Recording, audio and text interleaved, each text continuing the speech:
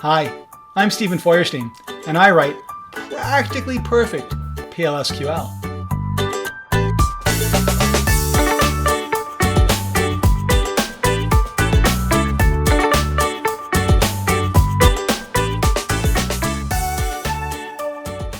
Hey everybody, it's Stephen Feuerstein, here with another segment in my series on how to do amazing, great presentations.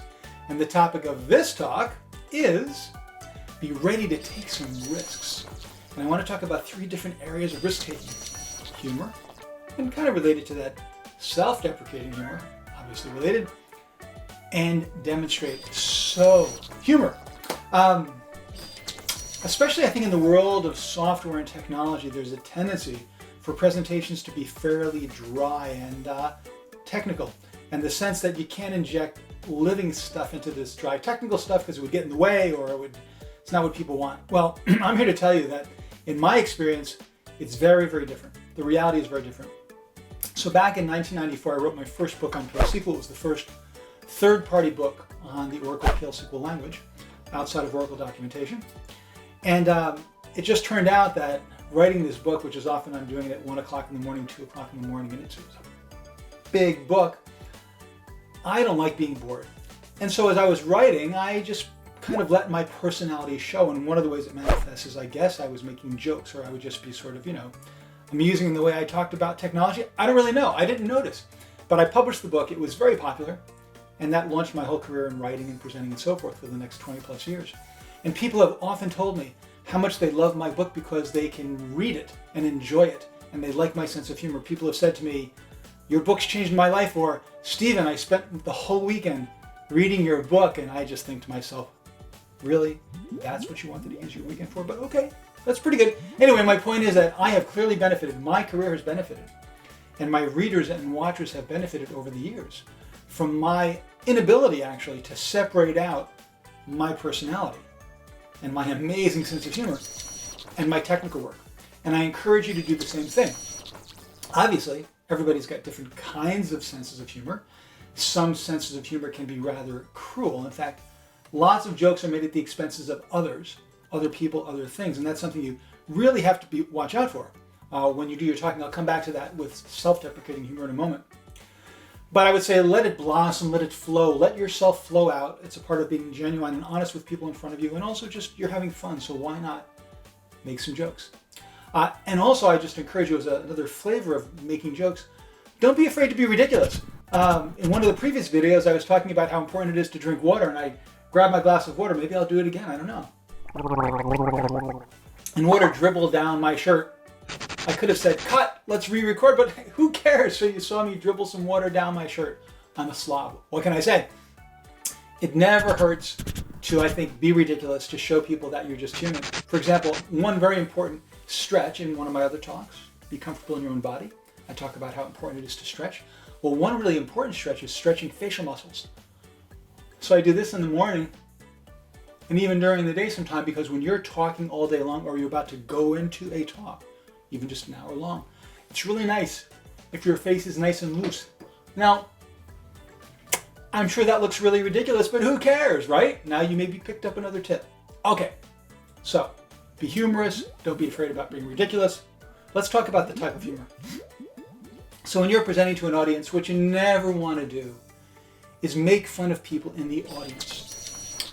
Now, it could be that your joke was intended to be a perfectly innocent and funny joke. And in fact, maybe it is, and maybe everybody laughs and nobody's offended, and that's great.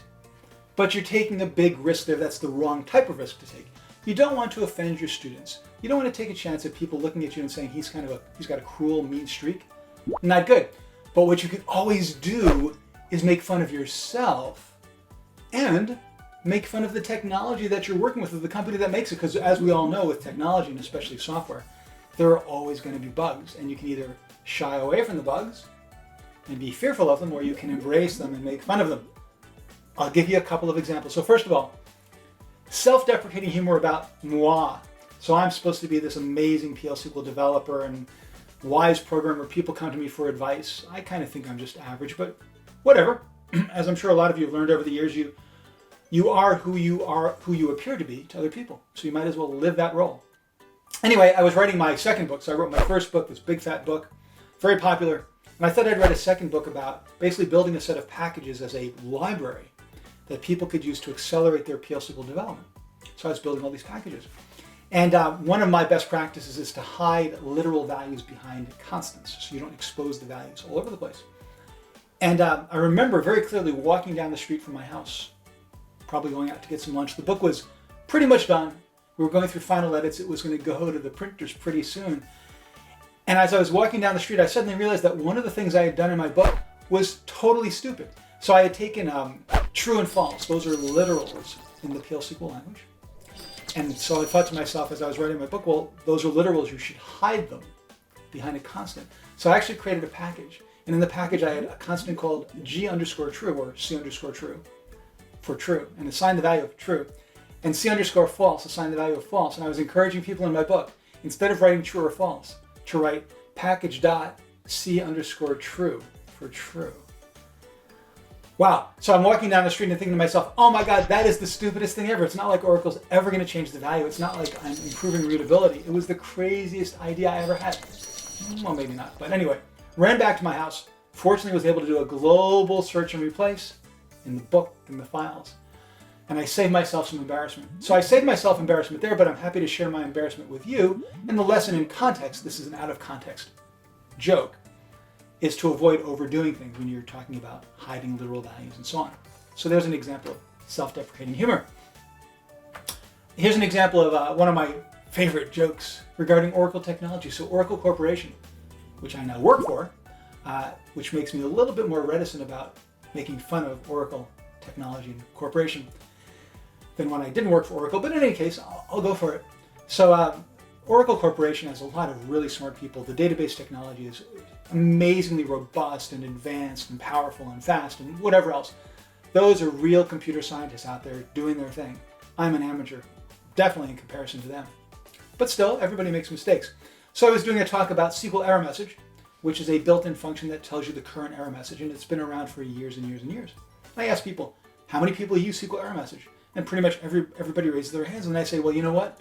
Oracle recommends that you not use that, and instead use a new function called dbms utility.format error stack, which means you have to type a whole lot more. Why would you do that?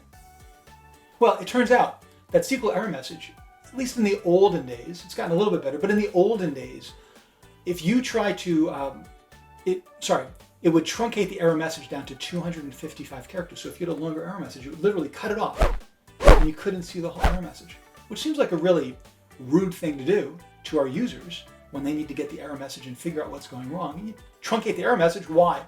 Well, again, way back when, and I would ask the class, so what's significant about 255 characters? Way back when, before Oracle 10G Release 2, if you tried to display a string with dbmsalpha.putline, and the string had more than 255 characters, Oracle would blow up with a value error exception, which made no sense at all.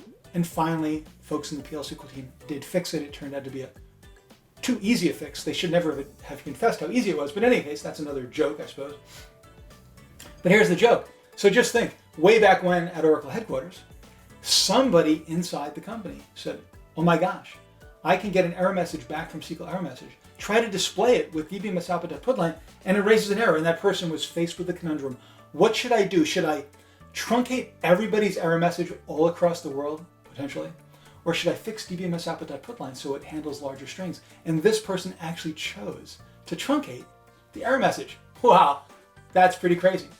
And that usually gets a pretty good laugh from the audience. Hopefully you're chuckling as well. Anyway, there's an example of me fearlessly making fun of my own company and my own coworkers, which of course can come back to bite you, so you got to do it really carefully.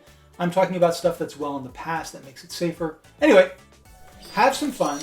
Don't have some fun at the expense of your audience. Have fun at the expense of yourself, or maybe the technology you're working with, because everybody knows that technology is full of bugs anyway. So you're not really giving up some great secret if you look at a bug happening and you laugh about it. I'll give you one other example. I used to work with a very popular PL/SQL IDE, Integrated Development Environment. Lots of people use it. Millions of people use it. It's really great stuff. But it would have all these access violations. It's gotten a lot better over the years. So one time I was doing a training, running my product, using it to run some PL SQL code, and boom, access violation. And I looked at the crowd and I said, well, I don't know about you, but that never happens to me. And they all started laughing because of course they know it happens to them too, and it shouldn't happen, but it does. And then that was it. We moved on. Months later, I got a call from my manager, who got a call from the sales manager over in Europe, who was told by somebody who attended the class that I was making fun of this tool and this other competitor's tool was better. Ridiculous. But these are the kind of risks you can take. So I think it's worth taking a whole bunch of risks as long as you get your crowd on your side and they learn something from you and give you really excellent reviews after your training is over. Final topic on be ready to take some risks. Demonstrate the technology that you're talking about. Now, this isn't always going to be possible. Sometimes you have too little time. Sometimes what you're presenting isn't amenable to demonstrations. For me, with PL SQL, it pretty much always is.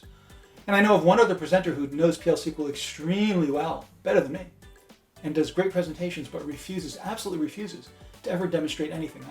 There are probably a number of reasons why, but for me, demonstrating is all about showing how things work. Number one, actually not just talking about features, but saying, look, here it is, and playing around with it. Also, by showing people how things work, I have to build scripts in advance so I learn it better, and I can give those scripts to everybody else so they can do the same thing. And finally, it's just another way of breaking up the monotony of a one person talking, showing PowerPoint slides for an hour. If I can break that up by saying, now let's run some code. Let's type some code. Let's make some errors as I'm typing and make fun of the way I type. You get the idea. It all blends together into an experience that is much more lively, much more engaging, and of much bigger impact for your audience. So, be ready to take some risks. Look ridiculous. Stretch that neck. Whatever. Make fun of yourself. Make fun of your technology. Don't make fun of your audience. And don't be afraid to open up some software and run it in front of people. Of course, prepare. Of course, build scripts, but still, take some risks and everybody will enjoy your presentation that much better. So thanks for joining me in this other segment of my series on creating great, amazing presentations. Hope you got a lot out of it, and check out all the rest of my videos on practically perfect PL SQL. Have fun presenting.